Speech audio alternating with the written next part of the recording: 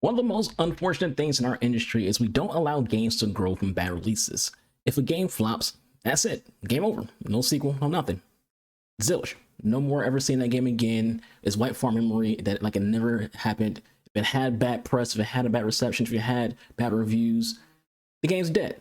We don't allow anything to grow. We don't allow anything to be like a new IP to be a test or a new IP to be like the beginning of a new franchise that gets better over time. Because in order for you to make a great product, you have to have a default, like a start. You have to have a beginning that wasn't the best, but it got better over time. And most IPs that exist now are games like that. They're games that weren't amazing when they released, but over time, that developer got more experience and more feedback from the player base to understand that, okay, this is how the game should be, this is how we want the game to be based on what they're saying. You look at games like Elden Ring and Sekiro, which are like held in very high standard.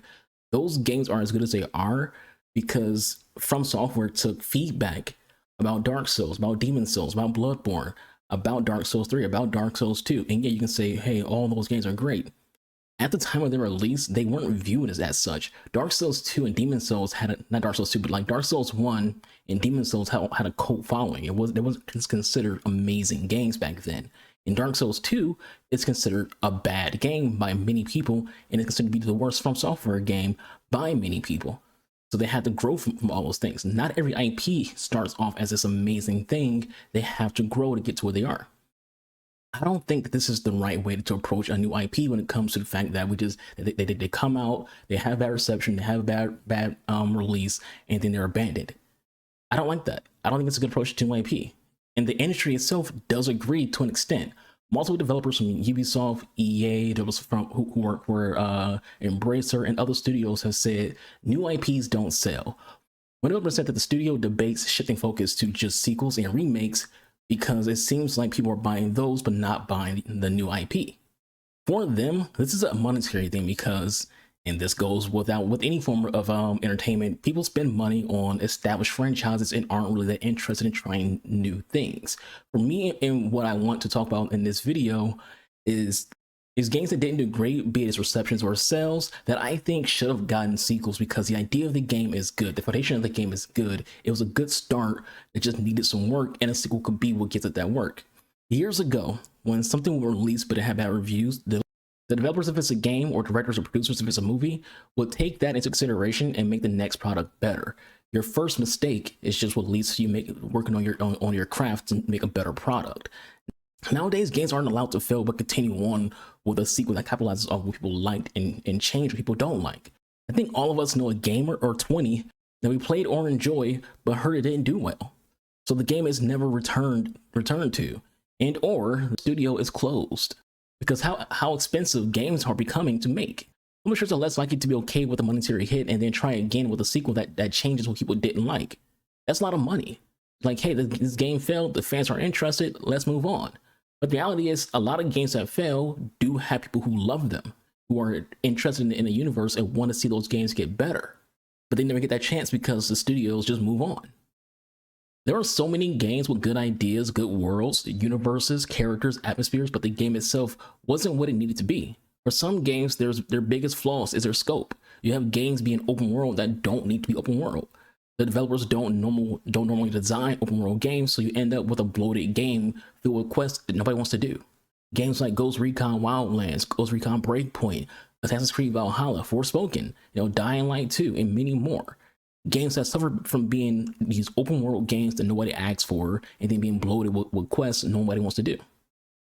Generally, I think there are games we've gotten recently with a good template that with a sequel that addressed the criticism could be a long-standing IP.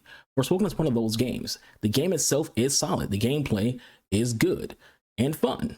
The world is interesting, but as I said, it's bloated.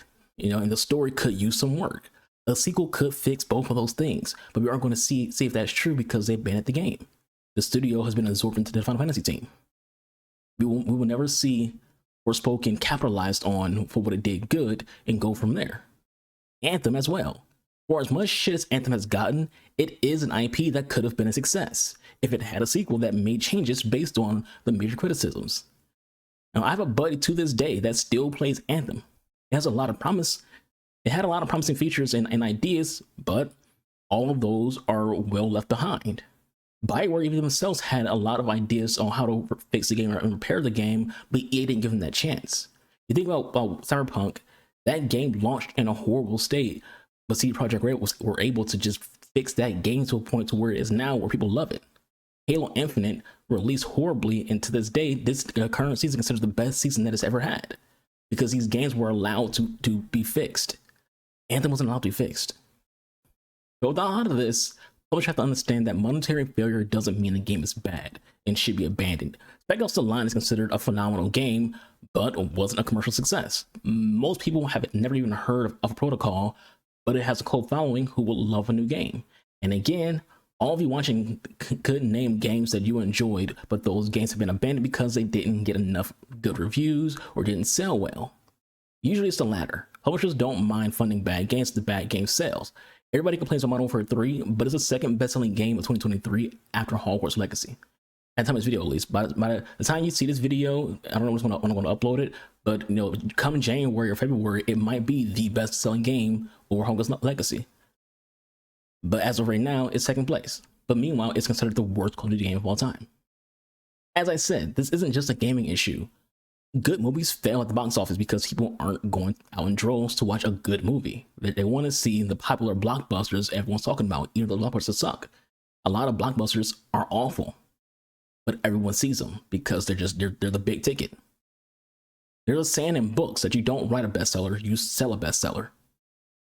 I just think it'd be nice to see games that flopped get a chance to succeed. A sequel could go a long way.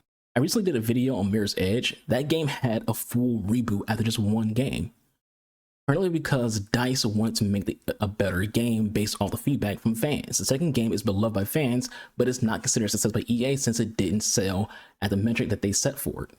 But both those games, both the original and the remake of Mirror's Edge, are considered amazing games by their fan base. But money talks, and publishers only care about what the money says. New IPs need to be looked at as the start of a foundation, not the finish line. The foundation might not be great as it is, but when you start building on it, that's where it gets where it needs to be. With more and more games as a service, this rings loudly even more so now. We see games that have rough launches but get better later, not as sequels but through updates. And yes, this could be something for new IPs as well, but not every new IP is a live service and have that ability to just build off a failed launch. Either they don't have a publisher with the patience, or they don't have the financial backing to throw into, making the existing title better. As I said before, CD Projekt Red had the money to make Cyberpunk better. FIFA 3 had the money and the backing of Microsoft to make Halo better.